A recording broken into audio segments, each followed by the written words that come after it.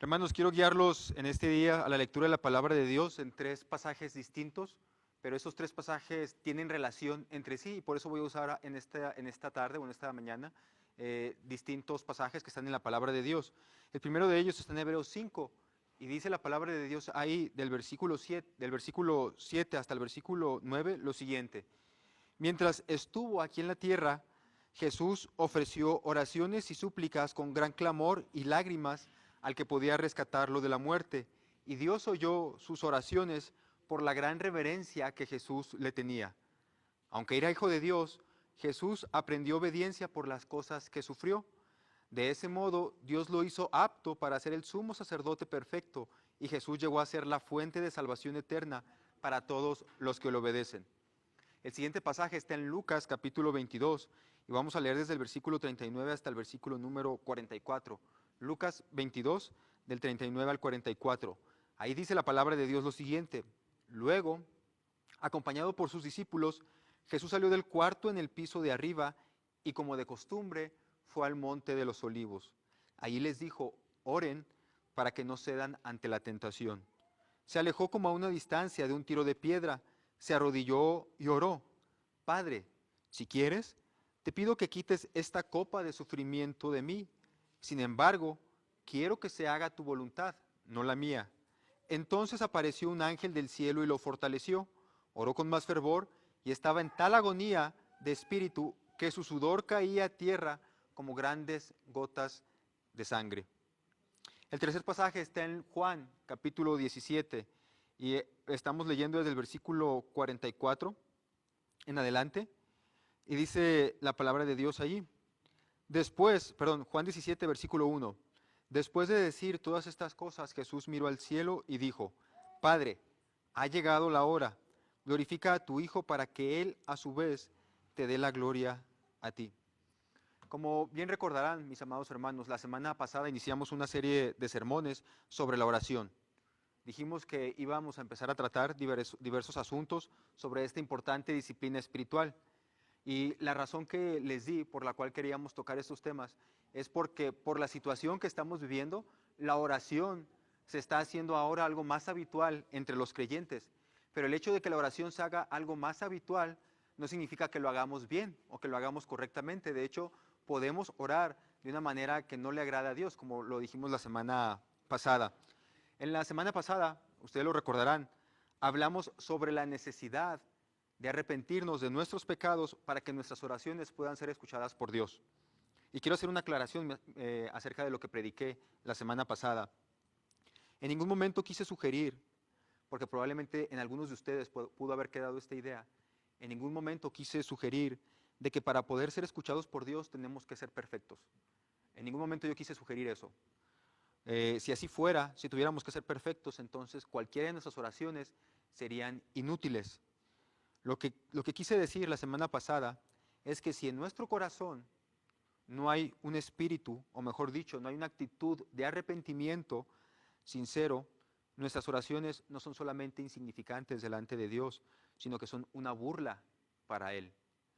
Si existe algo peor que no orar, es orar de una manera indigna. Si existe algo peor que no orar, es orar de una manera que es indigna.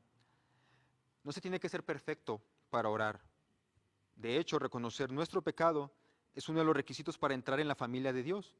La palabra de Dios dice que Él no vino a llamar a justos, sino a pecadores al arrepentimiento. Él ha venido a llamar a pecadores a que formen parte de la familia de Dios. No vino a llamar a santos y personas perfectas. Así que, hermanos, confesar, arrepentirse, pedirle perdón a Dios por nuestros pecados personales y colectivos son elementos esenciales de la oración, sin los cuales la oración no puede ser escuchada delante de Dios. Eso fue lo que quise decir. No quiero decir que tenemos que ser perfectos para orar, pero sí que nuestra actitud y la manera en la que nos acercamos a Dios es una actitud de reverencia en la que le confesamos, nos arrepentimos y le pedimos perdón por nuestros pecados. Una persona que no pide perdón por sus pecados cuando ora refleja la actitud que está en su corazón, una actitud de orgullo. En cambio, uno que se considera a sí mismo como un pecador y va delante de Dios, va a saber que lo primero que tiene que hacer es pedirle perdón a Dios por sus pecados. Uno que se considera a sí mismo perfecto y sin pecado, en realidad le está diciendo a Dios, soy orgulloso, y en cierta medida le está diciendo, no necesito un Salvador. Si no tengo pecado en mi vida, no necesito quien me limpie de este pecado. Ok, habiendo aclarado lo anterior, creo que ya nos quedó claro, creo que ya nos quedó a todos ya quedamos todos en el entendido de que para que Dios escuche nuestras oraciones tenemos que orar con una actitud de confesión, con una actitud de arrepentimiento, con una actitud de que necesitamos el perdón de Dios. Eso significa, puede ahora surgir la siguiente pregunta, eso significa que si oramos pidiéndole a Dios perdón por nuestros pecados, que nos limpie de ellos, eso significa que Dios contestará todas nuestras oraciones si oramos de esta manera. La respuesta es que sí. Si oramos pidiéndole a Dios en una actitud de humildad y de reconocimiento de nuestros pecados, Dios nos va a contestar toda oración que se haga con una actitud sincera. La palabra de Dios dice, pidan y se les dará, en Mateo 7, del 7 al 8. Ahora, ¿es esta una promesa incondicional para que siempre podamos obtener lo que pedimos? O podemos decirlo de otra manera, ¿Dios responderá a mi oración de la manera en que yo quiero? Aquí la respuesta sería no. Como tampoco la fe y la santidad son la clave para que se conteste mi oración de la manera en que yo quiero. Una oración no contestada de la manera que a mí me gustaría no es una manera de medir mi espiritualidad. Como tampoco una oración que Dios me contestó como yo quise, entonces significa que soy muy espiritual. O sea, el hecho de que Dios escuche nuestras peticiones y no las conteste, nos conteste porque nos acercamos a Él en una actitud de arrepentimiento, de confesión, en una actitud de pedirle perdón por nuestros pecados, esa oración Dios la escucha y la responde. Pero no significa eso que la va a responder como nosotros queremos que nos la responda. Eso es lo que estoy queriéndoles decir, hermanos. Si Dios nos responde una oración como nosotros se lo pedimos a Dios, tampoco significa que yo soy muy espiritual o que soy superior a los demás. La fe y la santidad son necesarias para que nuestras oraciones sean escuchadas y contestadas, pero eso no significa que se contestarán con la respuesta que a mí me gustaría o como yo lo estaba pidiendo. La experiencia nos dice que podemos encontrar a creyentes verdaderos, creyentes piadosos, creyentes que tú puedes observar en ellos un crecimiento espiritual quizás superior a los demás. Y la experiencia nos dice que muchas veces sus oraciones no fueron contestadas en la manera en la que ellos esperaban que fueran contestadas. ¿Cuántos de nosotros hemos orado por la salvación de un ser querido solo para darnos cuenta que muere sin Cristo? ¿Cuántos de nosotros hemos orado por un hijo rebelde y solamente vemos que se destruye a sí mismo? ¿Cuántos de nosotros hemos rogado, suplicado a Dios por una necesidad en particular y la respuesta de Dios es no? Creo que muchas veces como cristianos no consideramos el no de Dios como una respuesta. Consideramos que Dios solamente responde mis oraciones si dice sí. Pero cuando Dios dice que no, decimos, no, es que tenemos que seguir orando para que Dios diga que sí. Pensamos esto. A veces clamamos y clamamos por algo en especial y como no lo obtenemos, pensamos que Dios no nos ha respondido, aunque su respuesta también puede ser un no. Así que Dios sí nos escuchó porque lo hicimos en la actitud correcta y sí nos respondió, solamente que la respuesta fue no. Cuando sucede esto, cuando Dios nos dice que no a algo que nosotros anhelamos, a algo que nosotros deseamos, puede pasar que entremos en un periodo de depresión. Puede ser que nos desalentemos. Pero no es el propósito de Dios, mis amados hermanos, que esto ocurra en nuestras vidas cuando la respuesta es que no.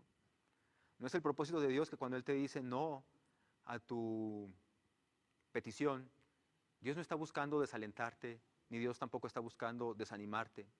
En una ocasión, el apóstol Pablo repite, él dice ahí en la palabra de Dios que varias veces le estuvo pidiendo a Dios que le quitara ese aguijón que él tenía en la carne. Y dice la palabra de Dios que era un mensajero de Satanás que lo abofeteaba, que mantenía a Pablo en una actitud de una opresión constante. Y dice Pablo, yo le pedí a Dios y le rogaba tantas veces que me quitara este aguijón que tengo en la carne. Pero el Señor me dijo, bástate en mi gracia, porque mi poder se perfecciona en tu debilidad. Dios le dijo a Pablo, no te lo voy a quitar. Y Pablo entendió que Dios no se lo iba a quitar, porque dijo Pablo, si Dios me hubiera quitado esto, probablemente yo me hubiera llenado de orgullo. Por eso Dios me dijo a mi petición, no. Entonces, el propósito de Dios nunca es desalentarnos ni desanimarnos. Dios tiene propósitos más profundos y en ocasiones cuando Él dice que no, simplemente tenemos que confiar en que lo que Él está decidiendo es lo mejor.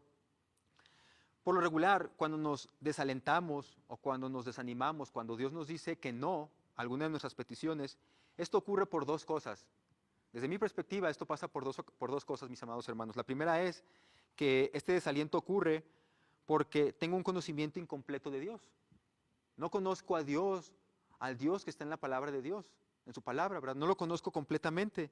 Y entonces se ha creado en mí una falsa esperanza creada por una mala enseñanza bíblica.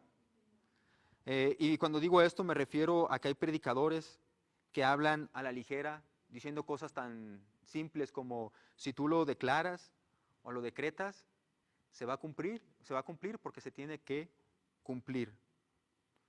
Cosas como, es que no se cumple porque no pides con fe. Cosas como, Dios no te ha concedido lo que pides porque no estás pagando lo suficiente, porque no estás dando el dinero suficiente para que tu petición sea cumplida. Otras personas dicen, es que te tienes que deleitar en Dios para que se concedan todas las peticiones de tu corazón. Son palabras que se hablan a la ligera y que se basan en la palabra de Dios, que sacan estas enseñanzas de la palabra de Dios, pero están sacando estas enseñanzas fuera del contexto de lo que Dios quería que significara para nosotros. En otras palabras, están diciendo esto con un significado que la Biblia no quiere dar a entender. Y es lógico que cuando tú como creyente escuchas una enseñanza de este tipo y luego ves que tu petición no se cumple, lo que va a suceder es que te vas a desanimar, te vas a desalentar. Miren, déjenme les doy algunos ejemplos. Por ejemplo, en Santiago 1:6 dice, pero pida con fe, no dudando nada, porque el que duda es semejante a la ola del mar que es arrastrada por el viento a donde quiera que éste quiera. No está diciendo aquí Santiago que si tú pides con fe cualquier cosa, la respuesta de Dios siempre va a ser que sí. Algunos lo han tomado de esta manera. Es que Santiago dice, pida con fe, no dudando. Y si no lo recibes es porque no lo estás pidiendo con fe. Santiago en ningún momento está diciendo eso. Si analizamos bien todo el pasaje, nos daremos cuenta que la petición por la cual Santiago está diciendo que tú debes orar es para pedirle sabiduría a Dios, para afrontar los tiempos de prueba con paciencia. Santiago dice, pida con fe, pero ¿qué pidas? Sabiduría. ¿Y sabiduría para qué? Sabiduría para afrontar las pruebas de la vida. Es obvio que la respuesta de Dios a esta petición siempre va a ser sí. Santiago aquí no está haciendo una promesa universal de que todo lo que tú pidas con fe Dios te lo va a conceder, no. Santiago está diciendo, si tú pides sabiduría a Dios para afrontar las pruebas de la vida, pide con fe y Dios te lo va a conceder. Es para esa petición en particular. En tal caso, Dios sí va a dar sabiduría. Y pedir con fe es creyendo que de verdad las pruebas fortalecen nuestra fe. Es como comienza Santiago. Hermanos, tened por sumo gozo cuando os encontréis en diversas pruebas, sabiendo que la prueba de vuestra fe produce en ustedes paciencia. Entonces, las pruebas fortalecen nuestra fe. Por eso dice Santiago, pídanle sabiduría a Dios para que los ayude a afrontar los problemas de la vida y puedan estar gozosos en medio de las pruebas. Por eso como cristianos podemos estar gozosos en la tribulación, porque sabemos que Dios nos va a conceder la sabiduría para afrontar estas pruebas de la vida. Santiago no está haciendo una declaración universal ni una promesa universal diciendo es que tienes que pedir con fe para que se cumpla cualquier cosa que tú quieras. No, está diciendo específicamente por sabiduría para afrontar las pruebas. Salmo 37:4 es otro ejemplo de estos. Dice ahí Salmo 37:4, deleítate a sí mismo en Jehová y Él te concederá las peticiones de tu corazón.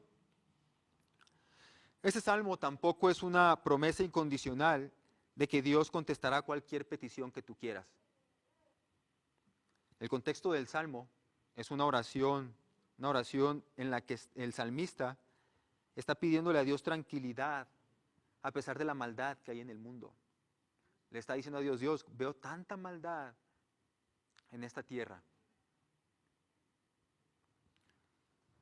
En esta oración, esta petición que le está pidiendo el salmista a Dios, darle tranquilidad a pesar de la maldad que hay en su entorno, es una oración que podemos encontrar que está respaldada por otras partes de la Escritura. Y sabemos que Dios a esta clase de petición va a responder afirmativamente. A pesar de la maldad que nos rodea, el cristiano puede descansar en Dios porque Dios nos va a traer paz y tranquilidad. Pero aquí tampoco la expresión del salmista no significa que si tú te deleitas en Dios, Él va a concederte cualquier petición que tú tengas. Es en un contexto dado en el que el salmista está pidiendo paz y tranquilidad en medio de un mundo cruel. El salmista está diciendo, el Señor me va a conceder esto porque es su voluntad. Tenemos que tener cuidado, mis amados hermanos. De hecho, me tomaría todo el día intentando explicar todos los textos que se han sacado de su contexto para enseñar algo que la palabra de Dios no está diciendo. Son tantos los textos, específicamente sobre la oración, que han sido mal interpretados.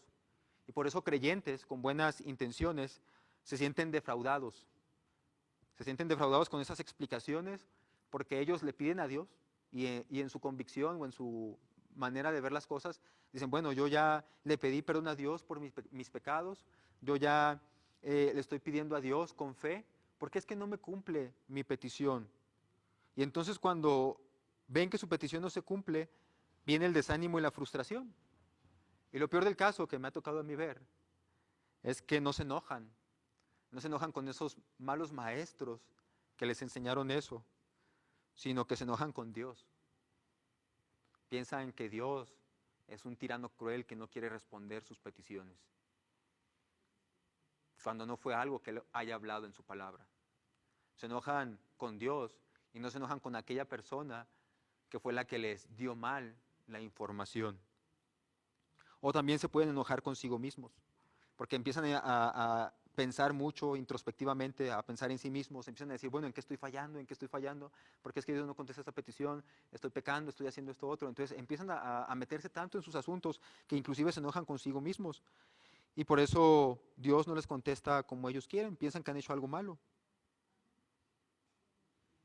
Si alguno de ustedes tiene alguna pregunta en particular acerca de un pasaje de oración, acerca de una promesa que alguien les ha dicho acerca de algún versículo que aparece en la palabra de Dios, yo quiero que ustedes tengan la tranquilidad, hermanos, y la certeza y no sé, la confianza de acercarse conmigo y que podamos platicarlo particularmente. Si usted ve algún pasaje de la palabra de Dios que habla acerca de la oración y piensa que es una promesa universal o que porque dice eso el pasaje se tiene que cumplir, y quiere platicarlo conmigo, yo estoy abierto, hermanos, estoy abierto a que platiquemos, a que dialoguemos acerca de la palabra de Dios. Hábleme, mándeme un WhatsApp, mándeme un correo electrónico, hágame señales de humo, no sé, ¿verdad?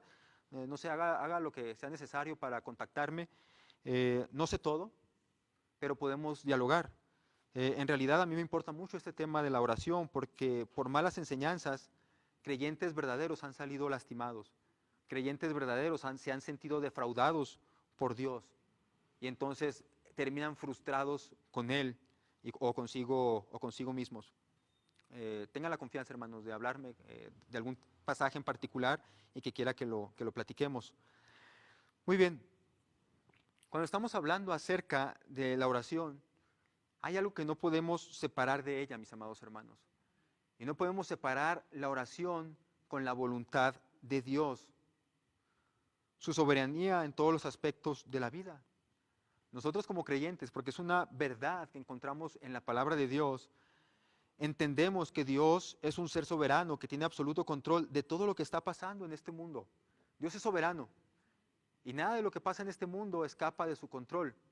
Nada de lo que sucede en este mundo, podríamos decir, no es la voluntad de Dios. De hecho, todo lo que sucede es la voluntad de Dios, ya sea porque Él mismo lo haga, lo decrete, o porque simplemente permita que las cosas fluyan, pero al final de cuentas termina siendo la voluntad de Dios. Nada escapa de su mirada, nada traspasa los límites de su poder. Dios tiene la autoridad sobre todas las cosas. Él es el que tiene la última palabra. Creo que esta es una verdad que tú crees y que yo también creo porque es la palabra que encontramos aquí en la Biblia. Dios siempre va a tener la última palabra. Nada de lo que pasa en este mundo es ajeno a su voluntad. Y la Biblia nunca se va a disculpar por mostrar esta cualidad de Dios. La Biblia nunca va a decir, ay, perdón, es que Dios tenía que hacer cumplir su voluntad. No, no se disculpa, porque es una realidad que le corresponde a Dios, una realidad que le pertenece a Él es soberano. Ninguno de nosotros somos soberanos, Dios sí lo es. Dios no tiene que andar dándonos explicaciones de por qué hace lo que hace, simplemente lo hace porque Él es Dios. Si Dios tuviera que darnos a nosotros explicaciones de las acciones que Él realiza, entonces eso significaría que nosotros somos los supervisores de Dios. Si Dios tuviera que darnos explicaciones a nosotros de por qué hace lo que hace, eso significaría que nosotros somos los supervisores de Dios. Y por lo tanto, Dios no está encima de nosotros. Seríamos nosotros los que estamos encima de Dios. Cuando Dios decide darnos alguna explicación de por qué hace lo que hace, no lo hace porque deba hacerlo. Lo hace porque quiere hacerlo para ayudarnos a nosotros a encontrar una verdad que Él nos quiere revelar. Es muy distinto. Dios no lo hace porque deba hacerlo. Él no tiene que rendirle cuentas a nadie. Dios lo hace porque Él quiere revelar eso para que nosotros encontremos qué verdad es la que está Dios queriéndonos revelar. No lo hace por un sentido del deber, sino por un sentido de querer. Por nuestra necesidad que tenemos como seres humanos de buscar a Dios. Siempre que hablamos sobre la soberanía de Dios y la oración, hace que surge la siguiente cuestión. Bueno, pues, si Dios es soberano y si al final se va a hacer lo que Él quiere que se haga y va a contestar las peticiones de acuerdo a su voluntad y no como nosotros queramos, entonces, ¿qué sentido tiene orar? Si finalmente Dios es soberano y todo se va a cumplir como Él quiere y las peticiones se van a contestar como Él quiere que se contesten, ¿qué sentido entonces tiene orar? Pueden preguntar algunos. ¿Para qué oramos? Además dice la palabra de Dios que Dios conoce de antemano lo que le vamos a pedir. ¿Qué sentido tiene orar? ¿Por qué los predicadores insisten tanto en que tenemos que orar y leer nuestra Biblia? Si Dios ya es soberano y se va a hacer lo que Él quiere y sabe lo que le vamos a pedir. ¿Puede realmente la oración cambiar algo? Esta clase de cuestiones son las que quiero que toquemos el día de hoy.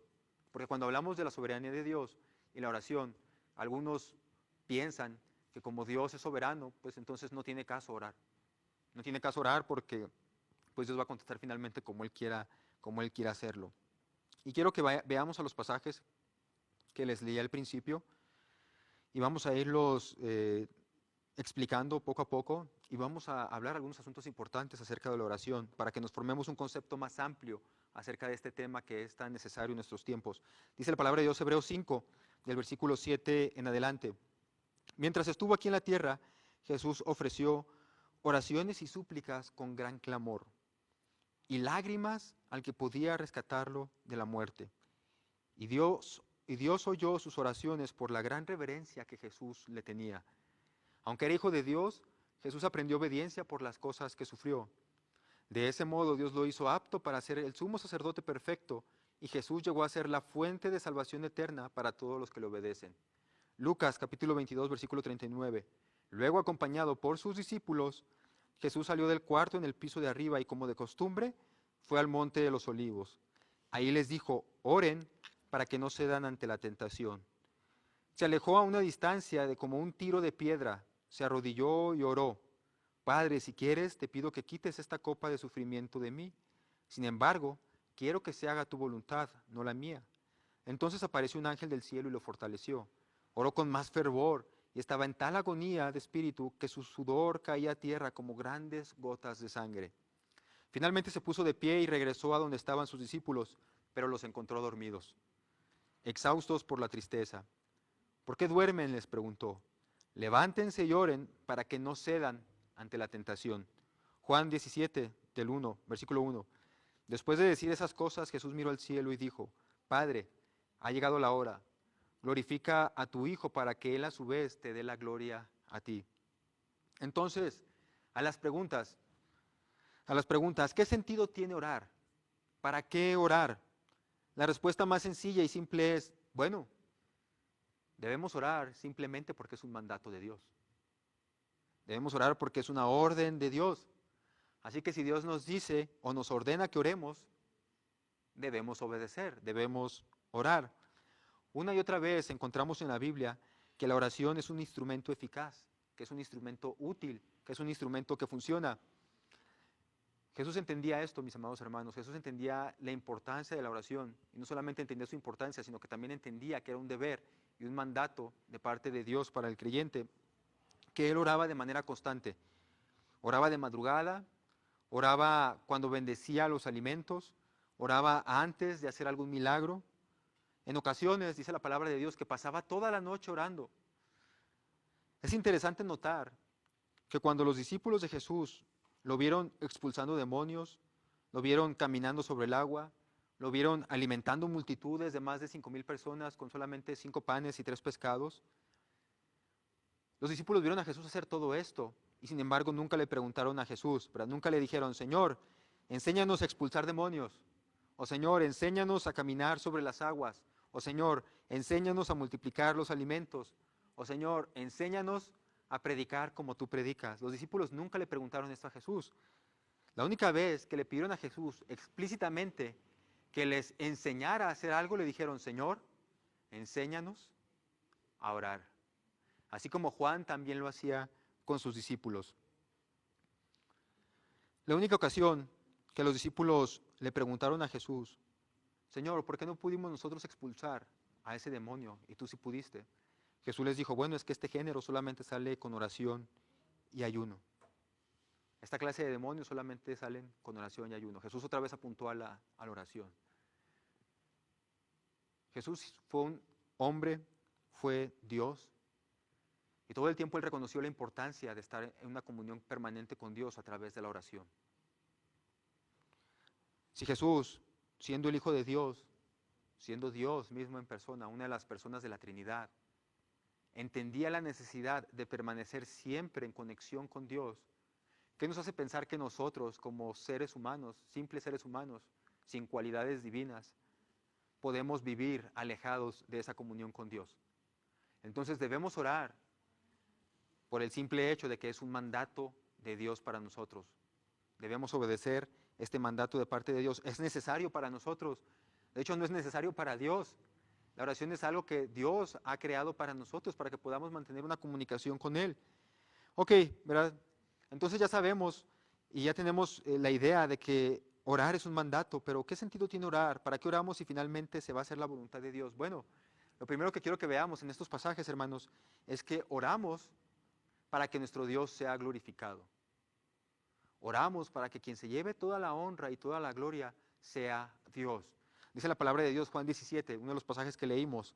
Después de decir todas estas cosas, los 3 pasajes que leímos tienen que ver con el mismo evento. La oración que hace Jesús momentos antes de su muerte. Juan 17, después de decir todas esas cosas, Jesús miró al cielo y dijo, Padre, ha llegado la hora. Glorifica a tu Hijo para que Él, a su vez, te dé la gloria a ti. Mis amados hermanos, Dios merece toda la gloria y toda la honra, porque Él es Dios. Tú crees eso también. Tú sabes que el único que merece toda la adoración, el único que merece todo el respeto, el único que merece que ser glorificado por los siglos de los siglos es Dios. Jesús sabía que su muerte, aunque dolorosa, y aunque significara pasar un tiempo alejado de la presencia de Dios, tendría como un propósito final glorificar a Dios. Por eso Jesús le va a decir, glorifica a tu Hijo, glorifica a tu Hijo, para que a su vez Él te dé la gloria a ti. Glorifica a tu Hijo para que a su vez Él te dé la gloria a ti. La muerte de Jesús significaba glorificar a Dios. Y por eso Jesús oró de esta manera. Por eso Jesús dijo, bueno, voy a orar porque de esta manera estoy glorificando a Dios. Es posible que haya ocasiones en que nosotros como creyentes no oremos. No oremos porque pensamos que al final de cuentas se va a hacer lo que Dios quiera. Entonces, ¿qué sentido tendría orar? Pero si no oramos, hermanos, dejamos abierta la posibilidad de que cuando se responda a la necesidad que tenemos o la petición, no se le dé la gloria a Dios. Entonces, una de las razones por las cuales oramos es para dar testimonio a los demás y también dar testimonio a nosotros mismos de que dependemos de Dios. Por lo tanto, la gloria se la merece Dios. Déjenme, se los pongo con un ejemplo. Supongamos que tú te enfermas. Supongamos que tú te enfermas y que vas con el doctor para recibir tu tratamiento. El doctor te revisa, te checa por ahí todos tus signos vitales y luego después te hace algunas preguntas, algunos cuestionarios y te da una receta. Te da esa receta y tú vas a la farmacia, compras la receta y comienzas todo el tratamiento. Pero no oras. No le pides a Dios que te ayude a sanar esa enfermedad. Cuando te recuperes de tu enfermedad, no creerás que fue Dios el que actuó a través del doctor y la medicina, sino que simplemente en tu mente estará la idea de que, bueno, fui curado gracias a la medicina, fui curado gracias al avance científico y al avance que hay en la salud. Probablemente no te des cuenta de lo que está pasando aquí, pero en realidad es más común de lo que pensamos. De hecho, es un problema particular de nuestra época, donde el desarrollo científico y el desarrollo del secularismo están acabando con los milagros. A cualquier evento milagroso que encontramos, queremos encontrarle una explicación científica. Queremos tener razones lógicas de por qué sucedió. Y si no se puede explicar, simplemente se considera como que, bueno, fue una casualidad o probablemente es una mentira y alguien quiso engañarnos. Lo queramos o no, hermanos, esta clase de pensamiento se ha metido en la iglesia. Se ha metido en la iglesia, se ha infiltrado, de manera que algunos creyentes no creen que Dios pueda realizar milagros en nuestros tiempos. Puede haber algunos que se rehusan pedirle a Dios por una supuesta piedad personal. Algunos que se niegan a pedirle a Dios porque realmente desconfían de sus promesas, pero tienen una falsa piedad, una piedad que es hipócrita. Es verdad que no debemos de tentar a Dios, pero tampoco debemos menospreciarlo. En Isaías capítulo 7 aparece la historia de alguien que quiso hacer esto, mis amados hermanos. En Isaías capítulo 7 aparece la historia de un rey que se llama el rey Acaz. Él era un rey de Judá, era un mal rey. Durante su reinado, el reino del norte, el reino que estaba al norte de él, que era el reino de Siria, quiso atacarlo. Hizo una coalición y iban a atacar al rey Acaz en Judá. Entonces el profeta Isaías se presenta delante del rey y le dice al rey, por favor, pídele una señal a Dios, una señal la que tú quieras, tan grande como tú quieras, pero pídele una señal a Dios para que veas que Dios te va a librar de ese enemigo que quiere atacar al pueblo de Judá. ¿Verdad? Le dijo, todo lo que tienes que hacer es pedirle una señal a Dios para que veas que Dios los va a proteger a ustedes de este ataque que viene de parte de los sirios. Y Dios había prometido protegerlos, no por el malvado rey Acaz, sino para que su nombre sea glorificado por la protección que estaba dando. Pero entonces Acaz asumió una actitud de una falsa espiritualidad. Acaz dijo, no pediré nada, ¿verdad? No tentaré a Jehová. Dijo esto no porque en realidad pensara que estaba tentando a Dios al pedirle esta señal. De hecho, este mensaje de Isaías era de parte de Dios. Dios le quería decir a Acaz, pídeme la señal que quieras para demostrarte que voy a actuar. Pero Acaz se negó a pedirle esa señal a Dios. Y en cambio, Acaz confiaba en sus alianzas que él tenía con otras naciones, en este caso con la nación asiria. Él prefirió poner su confianza en esta coalición que hizo que poner su confianza en Dios. Y este rey, el líder del pueblo, tuvo la oportunidad de demostrar públicamente que su confianza estaba puesta en Dios y no en las alianzas, pero no quiso orar. No quiso pedirle a Dios una señal. Y entonces Isaías desenmascaró la hipocresía. Dice Isaías, ¿acaso no les basta con agotar la paciencia humana? ¿También tienen que agotar la paciencia de Dios? Hay gente que no le quiere pedir cosas a Dios por una falsa espiritualidad. Dice, no, es que no quiero tentar a Dios. Pero cuando hacemos esto, hermanos, estamos dando pie a que haya personas que no crean que lo que recibimos lo recibimos por Dios. Las promesas de Dios como sus mandamientos no son opcionales. La historia de Acaz es una ilustración del hecho de que dejar de orar es una afrenta a un Dios fiel que nos ha invitado a pedir, a buscar y a llamar. Dios nos invita a que nosotros lo busquemos, Dios nos invita a que nosotros le pidamos, Dios nos invita a que nosotros le llamemos para que Él conteste nuestras peticiones y entonces Él pueda ser glorificado cuando responda nuestra oración. Dejar la oración, mis amados hermanos, no orar, es una declaración de que no creemos que Dios se pueda manifestar en nuestro mundo. Entonces debemos orar en público y también en privado. Debemos orar con nuestras familias. Tenemos como los líderes del hogar, tenemos que enseñarle a nuestros hijos que todas las bendiciones que tenemos son porque provienen de Dios. Pero ¿cómo ellos sabrán que es una bendición de Dios si nunca le damos gracias por aquello que nos da? Si nunca le decimos a Dios, Dios, ayúdame por favor a tener esto y esto otro. Cuando nuestros hijos ven que obtenemos algo, como lo obtuvimos sin la ayuda de Dios, supuestamente, entonces ellos creerán que no necesitamos a Dios y por lo tanto no glorificarán a Dios por lo que Él nos ha dado. Por eso, hermanos, debemos orar para que nuestro Dios sea glorificado por todo lo que hace, porque solamente Él se merece la gloria. El que nosotros oremos o no oremos no va a cambiar la voluntad de Dios. Oramos para dar testimonio de que la voluntad de Dios se cumple.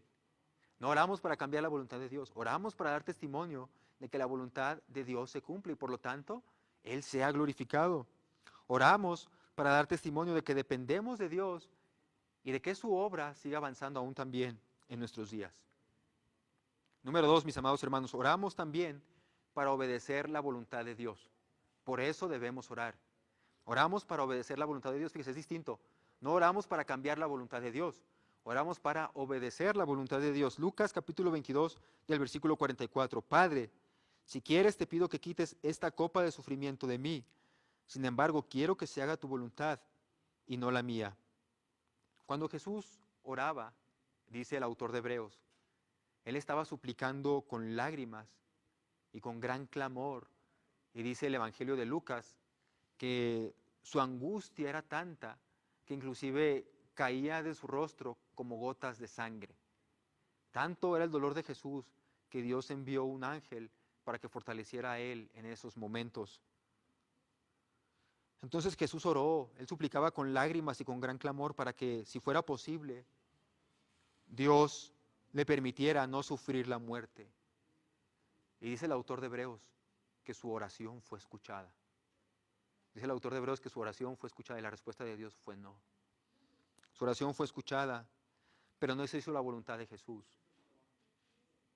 Se hizo la voluntad de Dios. La respuesta de Dios a Jesús fue un no. Y esto hizo que la obediencia de Jesús a Dios creciera.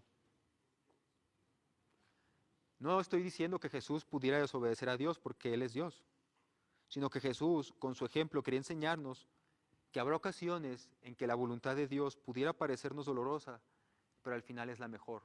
Y por lo tanto debemos someternos a ella. Jesús, en su condición de 100% hombre, Él sabe lo que es no desear obedecer a veces la voluntad de Dios. Pero aún así Jesús se somete por completo a la voluntad de Dios porque sabe que al final es lo mejor. Entonces no oramos, mis amados hermanos, no oramos para que Dios se someta a nuestra voluntad, sino que oramos para que nosotros someternos a la voluntad de Dios. Entonces la oración nuestra no cambia a Dios, pero sí cambia las cosas aquí en la tierra, porque nos cambia a nosotros. La voluntad de Dios se cumple todo el tiempo. Nosotros somos los que cambiamos. La oración nos transforma a nosotros.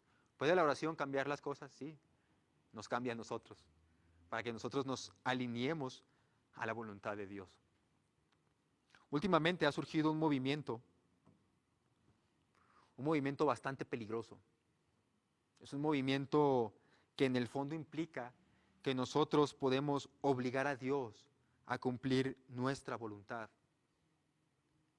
Básicamente hay algunas personas que inclusive creen, por ejemplo, en el ayuno como una manera de obligar a Dios, como hacerle manita de puerco o algo a Dios, para que Él esté obligado a responder nuestras peticiones. Como algunos que hacen huelga de hambre para que los gobiernos les cumplan lo que están diciendo. Algunos piensan, bueno, un ayuno es como una huelga de hambre para que Dios responda a mi oración, y lo va a hacer.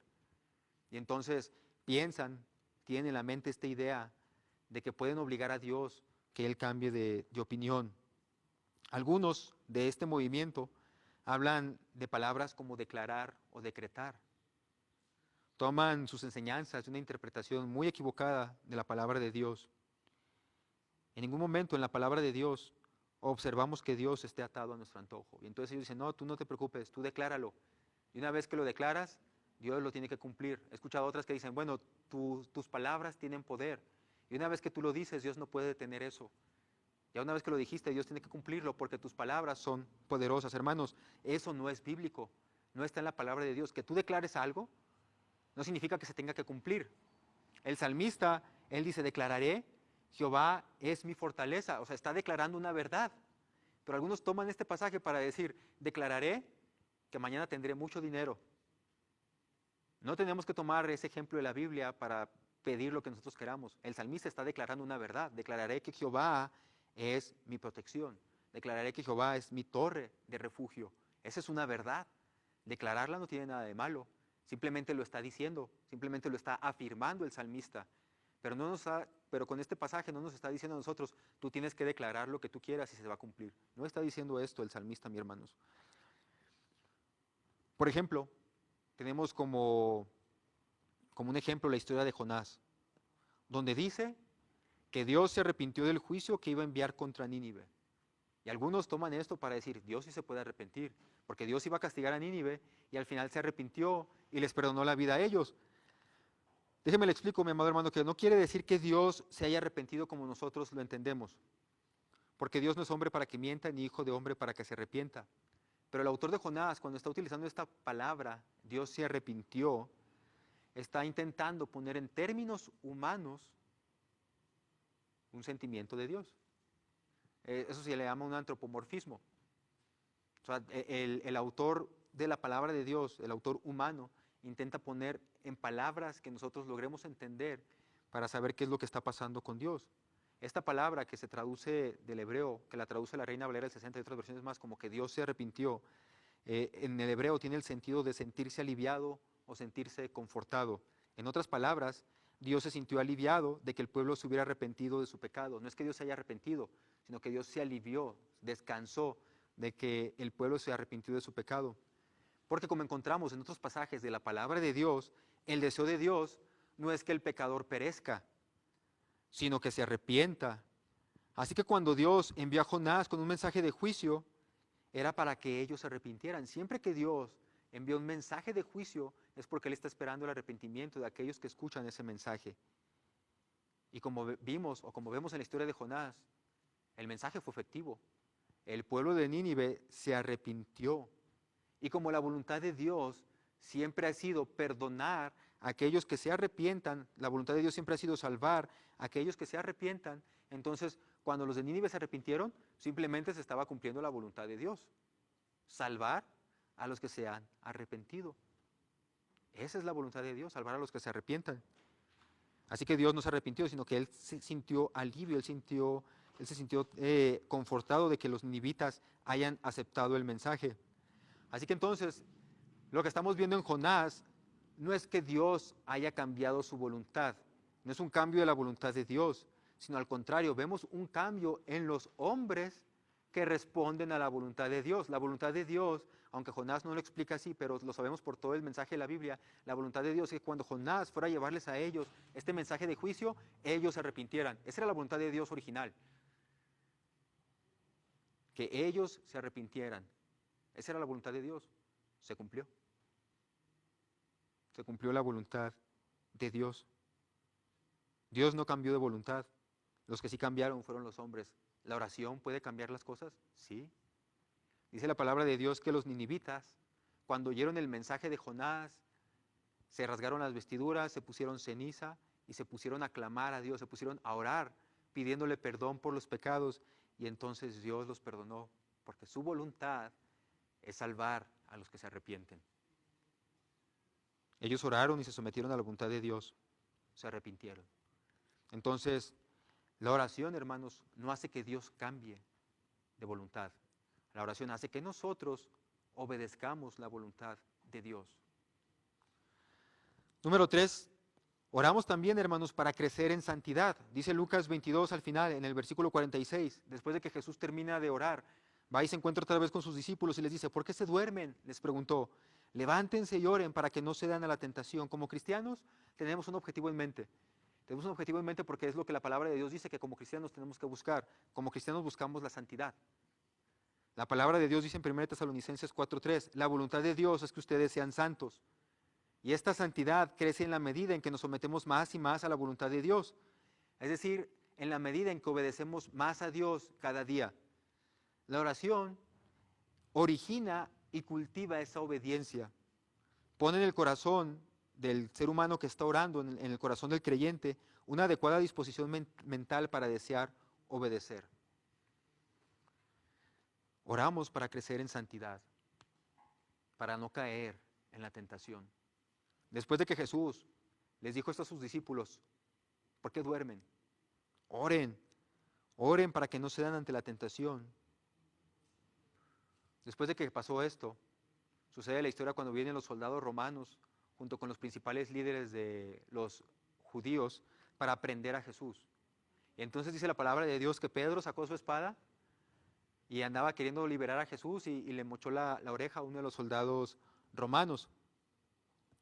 Pedro cedió a la tentación minutos después de que Jesús les dijo que tenían que orar para no caer en la tentación. A Pedro se le hizo muy sencillo sacar la espada y atacar al oficial romano. Pedro cayó en la tentación porque no estuvo orando. Se quedó dormido mientras Jesús les había dicho, oren, oren para que no caigan en la tentación. Hermanos, la oración es necesaria para que nuestra santidad crezca. Y de hecho, como dijimos en el punto anterior, oramos para obedecer su voluntad. Esto involucra cada aspecto de nuestra vida. Descuidar la oración es una causa importante del estancamiento espiritual en la vida cristiana. Por eso orar es una disciplina que nosotros no debemos dejar de practicar. Así que entonces, hermanos, lo que vimos en esta predicación es que nosotros oramos para glorificar a Dios, para demostrarle al mundo que todo lo que está pasando es porque Dios lo está permitiendo que pase. Por eso oramos nosotros, y oramos en público y oramos en privado. Y también oramos en nuestras familias para decirle a nuestra familia, darle testimonio, todas las bendiciones que estamos recibiendo son porque Dios ha querido dárnosla. Dejar de orar implicaría quitarle la gloria a Dios, quitarle ese merecimiento que le debemos a Él. Así que oramos para glorificar a Dios, oramos para obedecer su voluntad, alinearnos a su voluntad, a que se cumpla su voluntad y no la nuestra, y oramos también para crecer en santidad. En ningún momento oramos para cambiar la voluntad de Dios, no podemos hacerlo, porque en su soberanía siempre se va a hacer lo que Dios quiere que se haga, y Él ya lo tiene predeterminado, decretado desde antes de la fundación del mundo. Déjame terminar con otro pasaje que muchas veces ha sido sacado de su contexto. Otro pasaje en el que quizás tú te preguntes, bueno, pastor, ¿no dice la Biblia que si 2 o 3 se ponen de acuerdo en algo, lo van a conseguir? ¿No dice la Biblia eso? Y la respuesta es que sí. La Biblia dice eso, que si 2 o 3 se ponen de acuerdo, lo van a conseguir. Pero este pasaje, mis amados hermanos, no está hablando de cualquier petición. Este pasaje está hablando en el contexto de la disciplina en la iglesia. Este pasaje está diciendo que cuando se disciplina a un creyente es porque su falta es evidente. Y entonces 2 o 3 o más de la congregación son testigos de que este hermano ha fallado en algo. Entonces, el que 2 o 3 oren para que lo consigan, no significa que Dios va a contestar cualquier clase de petición. No significa eso, mis amados hermanos, sino que significa que el hermano que ha incurrido en alguna indisciplina va a ser exhortado por la iglesia. Y disciplinar al hermano no es la voluntad humana, sino que disciplinar a un hermano dentro del contexto de la iglesia es la voluntad de Dios. De hecho, Dios nos disciplina a nosotros como hijos suyos. Dice la palabra de Dios que si no nos disciplinara seríamos como hijos bastardos. Significaría que Dios no nos ama. Dios nos disciplina y muestra también esa disciplina a través de la congregación, a través de la iglesia. Por eso Dios ha permitido que la iglesia también ejerza esta cualidad de disciplinar a sus miembros. Entonces, en este pasaje cuando dice, cuando 2 o 3 se ponen de acuerdo en algo, se les concederá o lo conseguirán, no significa que podamos pedir cualquier cosa. Está hablando de cuando se disciplina a una persona. Si 2 o 3 están de acuerdo en disciplinar a esta persona, quiere decir que realmente en esa persona hay un pecado que necesita ser disciplinado. Oremos, hermanos, oramos no para cambiar a Dios, sino para que nosotros seamos transformados. No oramos para cambiar a Dios en ningún momento, oramos para que nosotros podamos ser transformados. Oramos para glorificarlo, oramos para someternos a su voluntad. Oramos, hermanos, para que en todo momento la voluntad de Dios sea obedecida y nosotros podamos crecer también en santidad. Por eso oramos. No oramos para cambiar la voluntad de Dios. En ningún momento podemos hacer eso nosotros, hermanos. Gracias, Señor. Gracias, Padre, por tu palabra.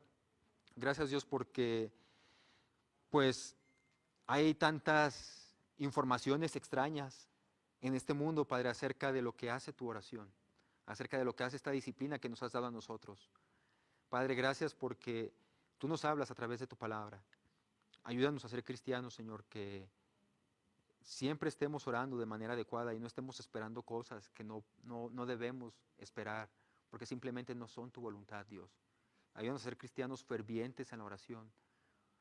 Ayúdanos a ser cristianos que estemos decididos, Padre, a glorificarte a través del testimonio público de la oración. A ser cristianos que estemos dispuestos a obedecer tu voluntad. A ser cristianos que estemos dispuestos a crecer en la santidad por medio de la oración, Señor. No podemos vivir desconectados de ti. No podemos vivir sin tener una relación sin ti, Padre. Apartados de ti no podemos hacer nada. Ayúdanos, Señor. Ayúdanos a orar. Enséñanos, Padre, a orar. Ayúdanos a orar. Ayúdanos a permanecer en la oración y que podamos todo el tiempo estar orando sin cesar. Gracias, Padre, en Cristo Jesús. Amén.